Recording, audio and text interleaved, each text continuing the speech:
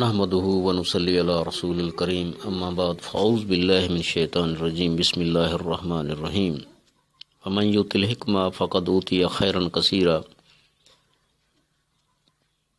काबिल एहतराम दोस्तों, अस्सलामु अलैकुम व रहमतुल्लाहि व बरकातुहू। नरम मोटापा के बेहतरीन और आसान और हकीकी इलाज के साथ हस्बे वादा आपकी खिदमत में हाज़िर हूँ। इस मोटापा से मुतासर लोगों के दिमाग व असाब में इंतहाई तेज़ी होती है, बलगमी रतूबात की भरमार होती है और इसे बलगमी मोटापा कहते हैं।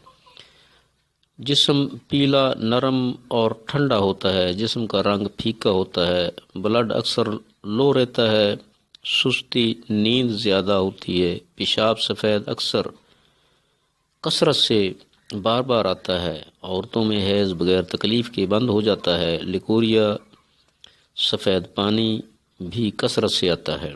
दोस्तों, जब मरीज़ में ये अलामतें नज़र आएँ तो ऐसे मरीज़ की सबसे पहले ग़िज़ा दुरुस्त करें। तमाम बाद ग़िज़ाएँ और तुर्श फल खिलाना शुरू कर दें, साथ ही ये नुस्खा भी इस्तेमाल करें। अफसंतीन रूमी 20 ग्राम, उस्तुखुदूस 20 ग्राम, कुचला मुदब्बर 10 ग्राम, बलादर 5 ग्राम, मुसब्बर स्याह 5 ग्राम। 250 mg की कैप्सूल भर लें। हर 3 घंटा के वक्फा से 1 या 2 कैप्सूल कहवा से या शरबत अंजबार से दें। इंशाल्लाह मोटापा गायब हो जाएगा।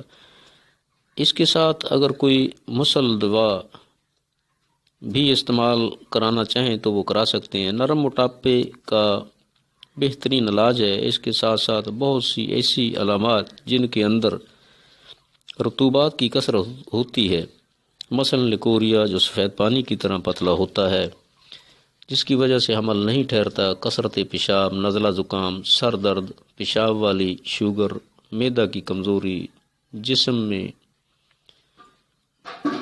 जिसमें मरीज़ को खाने के बाद फ़ौरन हाजत हो जाती है या पतले पखाने आना वगैरह, तमाम खुश्क सर्द अदविया ऐसी अलामात का इलाज होती हैं। नुस्खा मज़कूरा इन्हीं अदविया में शामिल है, लिहाजा मोटापे के अलावा इन अलामात में भी कामयाबी से इस्तेमाल किया जा सकता है।